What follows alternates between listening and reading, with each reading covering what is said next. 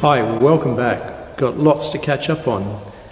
I'm at the stage now where I've probably got 2 or 3 projects running in parallel, and each one is probably between 50 and 90% complete. Ideally, I know it'd be nice to be able to give you an update where I kind of show you a piece of work, discuss the approach, go ahead and do it, and then show you how it looks once it's finished. But unfortunately, lots of these projects are running for, say, 3 to 6 weeks, and I'm trying to give you an update every weekend. So it's not really feasible to show you the start, middle and end of one particular project in one update. So I hope you can sort of persevere with me whilst every week you're sort of seeing something a little bit different and not actually seeing one piece of work complete every episode. So it's probably a good time just to go around the projects that I'm working on at the moment and sort of give you an update of where I'm at and what I've got to do next in order to finish them, and maybe how long that will take me. It'd actually be very good for me as well, because it would help me focus on what I need to do next. So first up, people have asked me about the starboard side of the hull in terms of how much damage is done there, because so far all we've seen is the port side of the hull. Now fortunately, when we look at the starboard side, and I'll show you some footage of that in a minute, everything looks okay in terms of there's no visible signs of stress cracks or any delamination or areas of impact. So that looks pretty positive, but I also think I need to at least take back all the cabinetry on the starboard side at some stage just to check the shell. Just on the off chance that any of the damage that was sustained to the port side has somehow moved through and impacted the starboard side shell. So I will need to do that. But at the same time, I've kind of left that for a rainy day because there's so much other work to do, be a little bit overwhelming. So in summary, the starboard side looks okay. There's a couple of little scratches to the gel coat that need to be faired before it's painted. The entire side will get painted, and beneath the waterline that will get tended to as well. But yeah, essentially all the damage is done to the port side, which you can see here.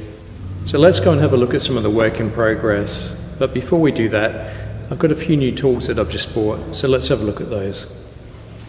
Okay, well I had to just replace my heat gun, which wasn't working out so well for me.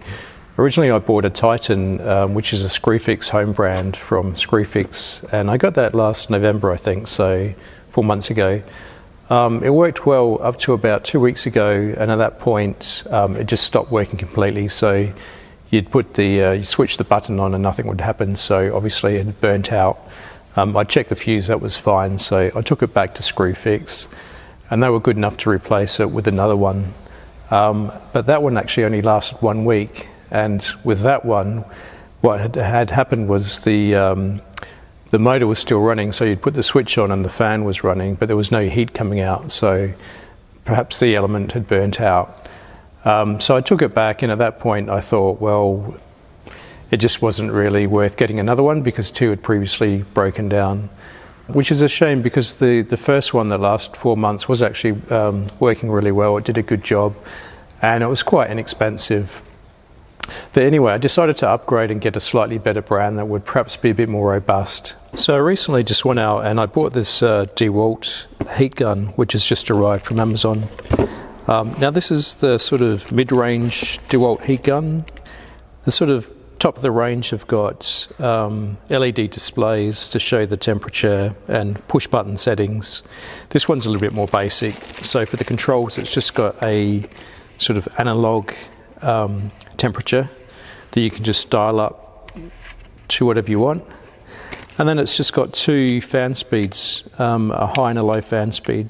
So between the 2 fan speeds and the variable temperature, it should be able to do basically everything I need it to do. Yeah, so the temperature range is 50 degrees up to 600.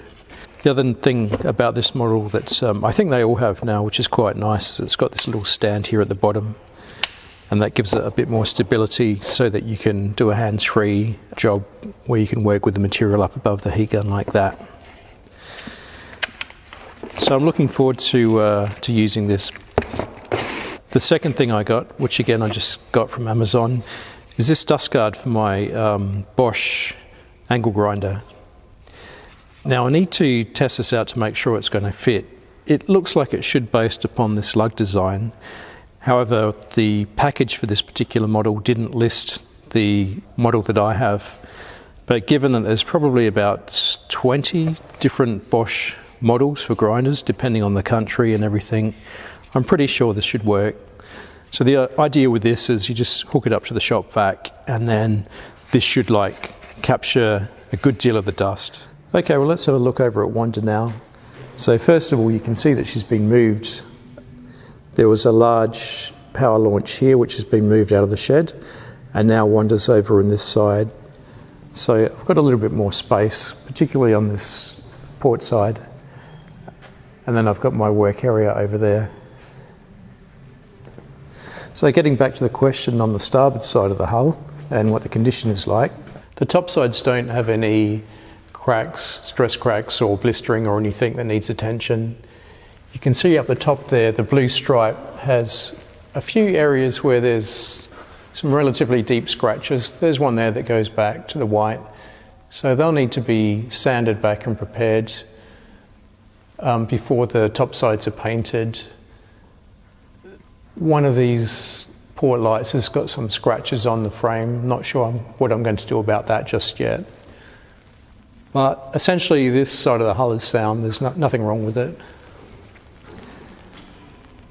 And beneath the waterline, that's also in fairly good condition compared to the other side. There's a few areas that need some attention. So let's just go around to the port side and sort of review where I'm at there. Now getting back to where I'm at with all the topside repair and beneath the waterline. The topside's kind of been like this for a while now. Just waiting to get some priming paint applied, and that will then make the side watertight. Now beneath the waterline, I've got a little bit more work to do over here with fairing and skimming this filler back, which was applied over where the laminate was set or laid up, and that goes for the whole way along. So I think the last time we saw this, the laminate had been applied and the peel ply was on, and now that's been filled and faired back. I need to go under the kill there and scrape back all the anti-fouling, and that will then mean that all of the anti-fouling is removed. I need to get the grinder out and grind back all this filler around the end of this keel here, because I think there's some bad repair work done. I suspect that because when I was sanding this back before, a big chunk fell out here. You can see that's like 20 mil by 15 mil, big piece of filler. And also I can see there's a void there in the material. So I'm a little bit suspect about this. I want to take all that filler back and see what's there, and perhaps put some new laminate back if need be. So once I've done all that, then I'm left with the outstanding issue of all of the little sort of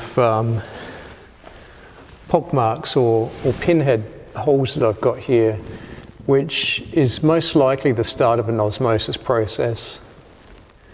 Some parts of the hull, this is quite thick, as you can see here. Other parts are quite clean, as you can see here. And the starboard side of the hull is in slightly better condition than this side. So I've done some research to work out what the best approach for this is, and I finally settled on my approach. I'm going to use a product called Gel Shield. With the Gel Shield product, basically the approach is, first up I need to coat all of those little holes with non-solvent epoxy. Now I can use their product, which is called Gel Shield Plus, but unfortunately the smallest can it comes in is 2.5 litres, which will cost about £120. It might be more than what I need for this area.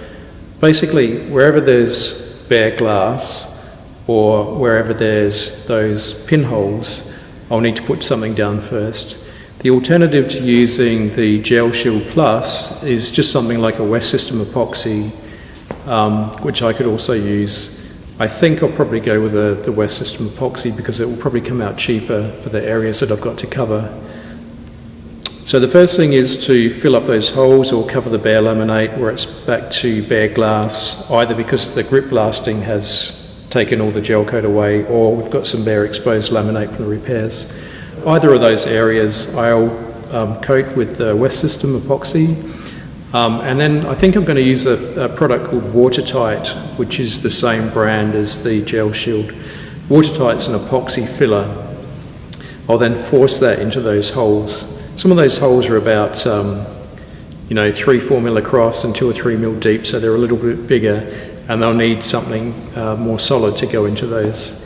And then finally, once all the holes have been filled, I can coat the entire hull with a product called Gel Shield 200, which is the epoxy barrier. And that's recommended to go in about 4 or 5 different coats. The product comes in 2 colours, a green and a blue, so that you can kind of overcoat and see where the previous layer was. So just in terms of when I'm going to do that, well, it depends, because I'm running on different projects in parallel. If I did nothing but that, I would say, grinding the kill back, filling all the holes, painting it, maybe 3 weeks solid. So doing that in parallel with other projects, I'm not sure, a lot longer. But anyway, that's the conclusion of where I'm at with the top sides and beneath the waterline. Now let's go on deck and I'll show you what I'm up to at that point. Okay, well, up on deck you can see there's quite a bit of work that's been done here. Basically all of the cap rail and all of the teak decking has been removed. I then went through with a scraper blade on my oscillating tool and sort of pulled up as much of this as adhesive as I could. And the idea of that is to sort of save the sanding discs, because the next process is to sand all of this back. And that adhesive just clogs up your sandpaper very quickly.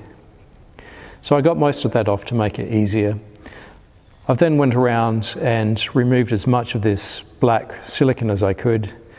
This is very difficult to get up. It's very, very sticky, and it doesn't come off in strips.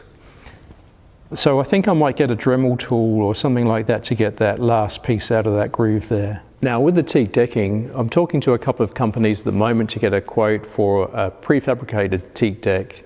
So the way they do that is they either have a template. If they don't have a template, they come out here and they measure up, and then they go back and they prefabricate the deck in sections.